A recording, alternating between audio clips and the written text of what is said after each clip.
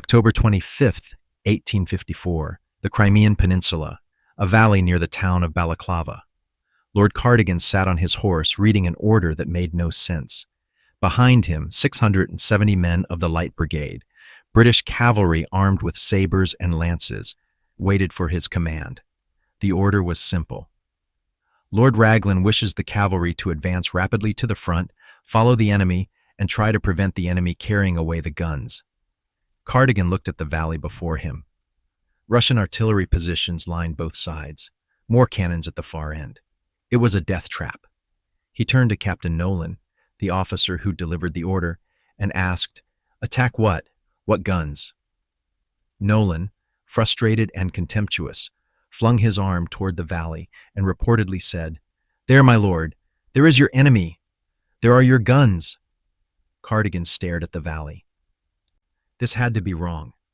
Charging directly into concentrated artillery fire violated every principle of cavalry warfare. It was suicide.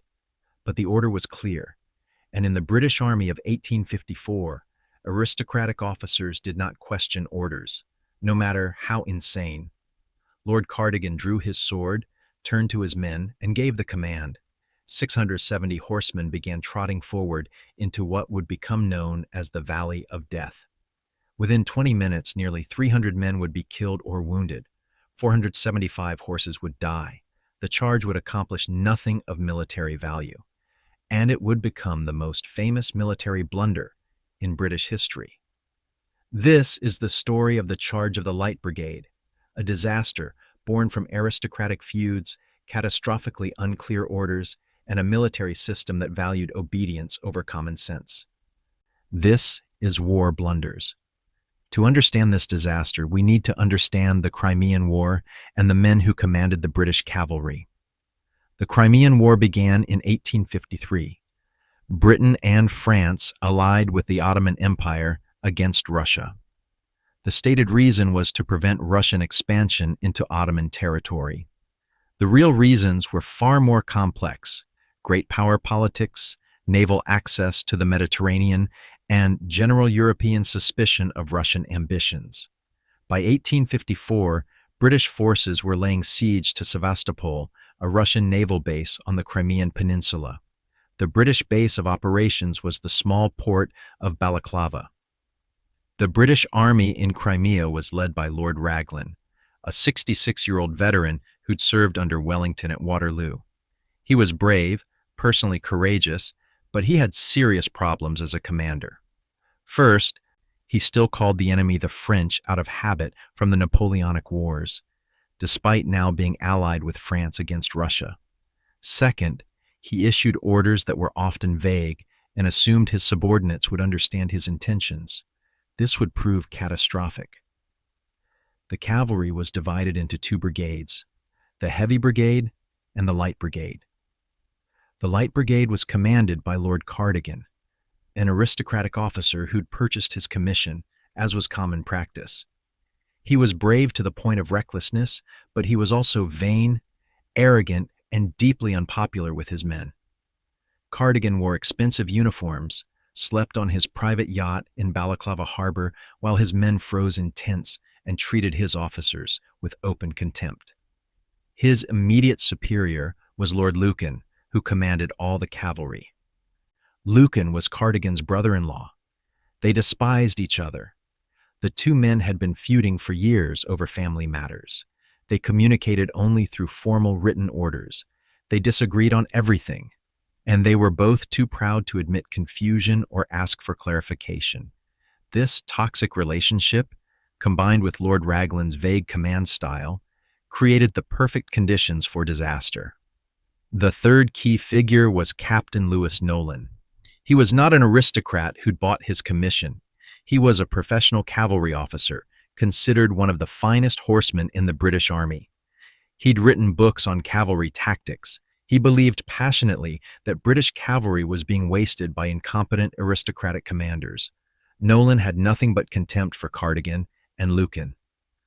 He thought they were pompous fools playing at war, and he was about to deliver an order that would prove him tragically right.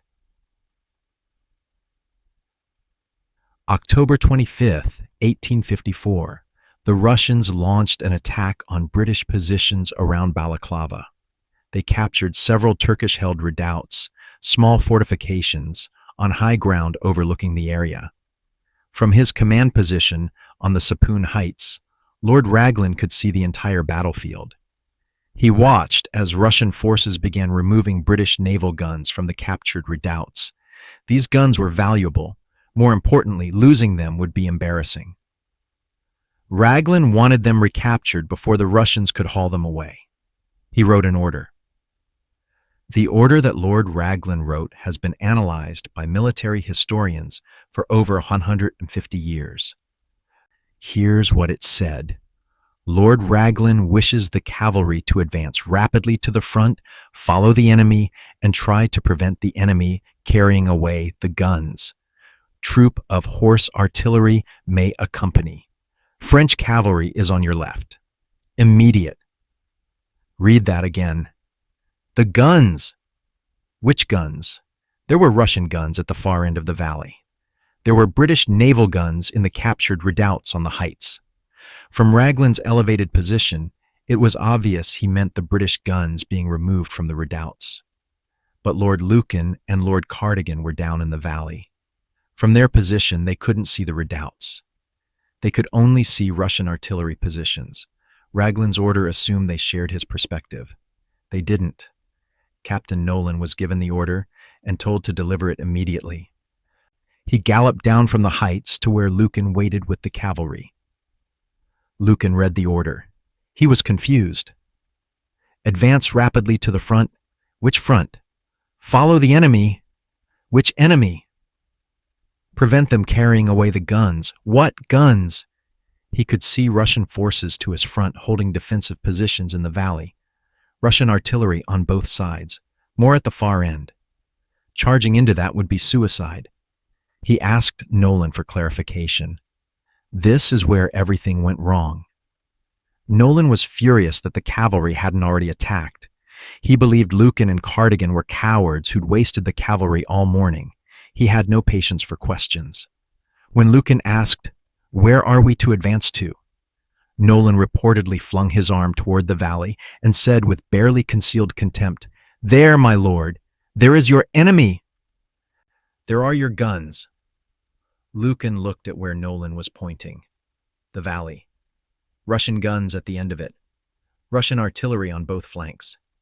Was this really what Raglan wanted? It made no tactical sense. But the order said immediate, and Nolan was Raglan's aide. If Raglan wanted them to charge into that valley, then that's what they would do. Aristocratic pride and military hierarchy took over. Lucan would not question the order further. To do so would be to admit confusion, to show weakness, to acknowledge that he didn't understand. He passed the order to Cardigan. Cardigan read it. He was as confused as Lucan. He could see this was suicide. But orders were orders. And Cardigan, whatever his faults, had never lacked physical courage. He asked Lucan, "Certainly, sir. But allow me to point out to you that the Russians have a battery in the valley on our front, and batteries and riflemen on both sides." Lucan replied coldly, "I know it, but Lord Raglan will have it. We have no choice but to obey." Cardigan straightened in his saddle. If he was going to die, he would die leading from the front. That, at least, was something an aristocrat understood. He rode to the front of the Light Brigade. 670 men formed up behind him. 5 regiments, the 4th and 13th Light Dragoons, the 17th Lancers, and the 8th and 11th Hussars. They were armed with sabers and lances. Light cavalry, meant for reconnaissance and pursuit, not for frontal assaults on artillery positions. Cardigan drew his sword. He looked back at his men once. Then he gave the order. The Light Brigade began to move forward. The valley was about 1.25 miles long. At a cavalry trot, then canter, then gallop, the charge would take approximately 20 minutes from start to finish. 20 minutes through concentrated artillery fire from 3 directions. 20 minutes of hell. The Light Brigade advanced in 3 lines. They started at a trot. Formation tight. Discipline perfect. These were professional soldiers. They knew their duty. Captain Nolan rode alongside Cardigan. He was experiencing something. Some sources suggest he realized the terrible mistake, that Raglan had meant the redoubts, not the valley. Others suggest he was simply overcome with excitement. As the cavalry accelerated to a canter, Nolan suddenly spurred his horse forward, across the front of Cardigan's line, waving his sword and shouting something. We'll never know what. At that moment, the Russian guns opened fire. A shell fragment hit Nolan in the chest.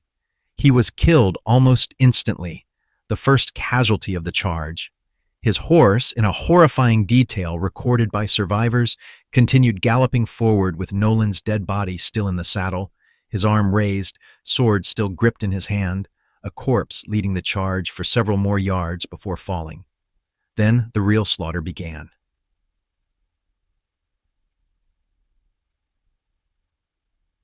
Russian artillery on the Fedayukhine heights to the left opened fire.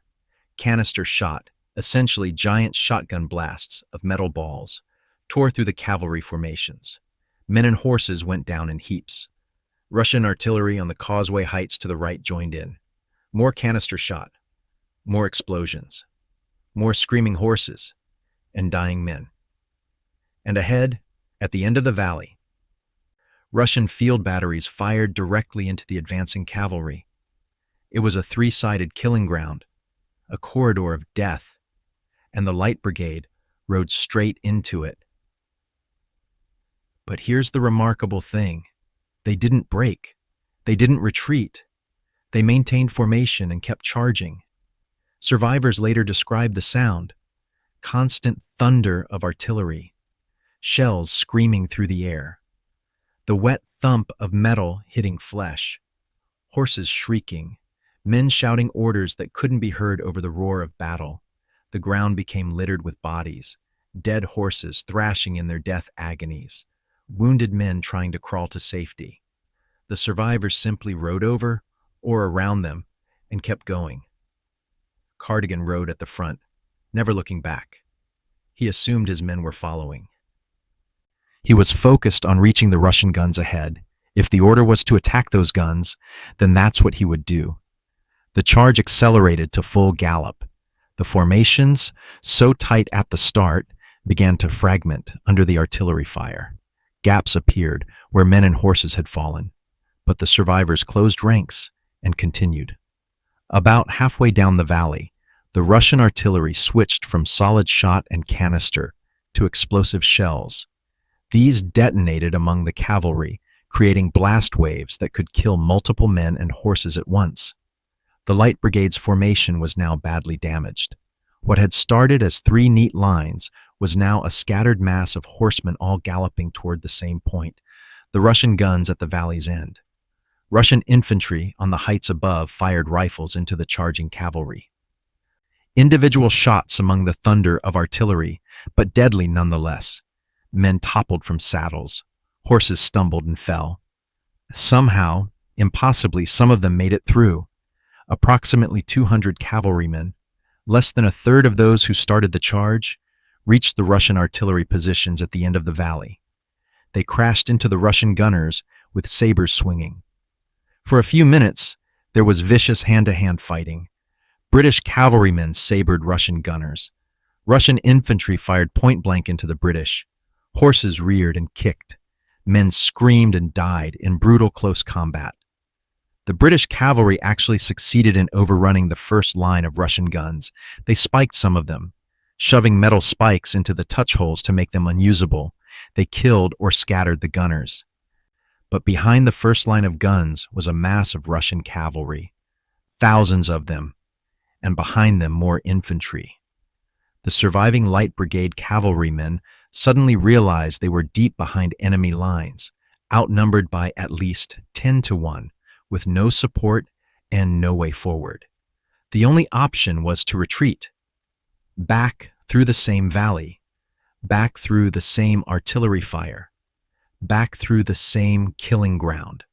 The return journey was even worse than the advance. The cavalry was now scattered, exhausted, and moving through a valley floor already littered with their dead and wounded. The Russian guns continued firing. More men fell. Lord Cardigan, who'd reached the Russian guns and fought briefly before turning back, rode through the return journey virtually untouched. He was one of the first to make it back to British lines. When he reached safety, he asked an officer, "Where is the Light Brigade?" Behind him, the survivors were still struggling back through the valley. Individual riders, small groups, some wounded men clinging to their horses, riderless horses running in panic. It took nearly half an hour for all the survivors to return or be confirmed as casualties. When the count was made, the disaster became clear. Of approximately 670 men who charged, 110 were killed outright. Another 160 were wounded. Many of those would die from their injuries in the following days. 475 horses were killed. For a cavalry force, losing your horses is as devastating as losing the men. The Light Brigade as an effective fighting force ceased to exist. It had been destroyed in 20 minutes. And what had they achieved? Nothing. The charge accomplished nothing of military value. The Russians still held their positions. The British still didn't have their naval guns back. 670 men sent on a suicide mission because of unclear orders and aristocratic pride. The immediate aftermath was chaos and recrimination. Lord Cardigan, incredibly, returned to his yacht that evening for dinner. While his men lay dead or dying in the valley, he ate a meal and went to bed. This did not endear him to anyone. Lord Lucan tried to blame Cardigan. Cardigan tried to blame Lucan. Both blamed the dead Captain Nolan, who conveniently couldn't defend himself. Lord Raglan was horrified when he learned what had happened. He'd never intended for the cavalry to charge into the valley. He'd meant the redoubts on the heights. But his vague order and Nolan's contemptuous gesture had created the disaster. An inquiry was held. No one was officially blamed. Lord Raglan wrote in his report that the charge had been a miscommunication. He praised the cavalry's courage while carefully avoiding saying whose fault the miscommunication was. The truth was, everyone was at fault. Raglan for writing an unclear order that assumed his subordinates could see what he could see. Nolan for his contemptuous refusal to clarify the order and for gesturing toward the wrong objective. Lucan for not demanding better clarification despite his confusion. Cardigan for not refusing an obviously suicidal order, and the entire British military system for promoting aristocrats who bought their commissions over professional soldiers who actually understood warfare. But something strange happened in the months and years that followed. The charge of the Light Brigade became famous, not as a disaster, but as an example of heroic courage. Alfred, Lord Tennyson, wrote his famous poem, The Charge of the Light Brigade, just weeks after the battle. It immortalized the charge, half a league, half a league, half a league onward. All in the valley of death rode the 600. The poem emphasized courage in the face of impossible odds. It turned a catastrophic blunder into a tale of heroism. There's not to reason why, there's but to do and die. The British public loved it. The soldiers who charged became heroes. The fact that they'd been sent to their deaths for nothing didn't seem to matter. What mattered was that they'd obeyed orders and shown courage. This reveals something profound about Victorian Britain's attitude toward military service. Blind obedience was valued over tactical sense. Dying bravely was more important than questioning stupid orders. The charge of the Light Brigade became a symbol of British military valor. Schools taught the poem. Artists painted dramatic scenes of the charge. Survivors became celebrities. But within the military, the charge was studied as a cautionary tale. What not to do, how unclear orders kill soldiers, why commanders must communicate effectively, why aristocratic pride must never override tactical judgment. Military academies around the world still teach the charge of the Light Brigade as an example of catastrophic failure in command and control. The famous phrase, "someone had blundered," from Tennyson's poem became shorthand for military incompetence. For the soldiers who survived, life was complicated. Some received medals, some received pensions. Many struggled with what today we'd call PTSD, nightmares of the artillery fire, of dying horses, of friends cut down beside them. Some survivors gave lectures about their experience. Others refused to ever speak of it. All of them knew the truth that Tennyson's poem obscured. They'd been sent to die for nothing because their commanders were too proud to admit confusion.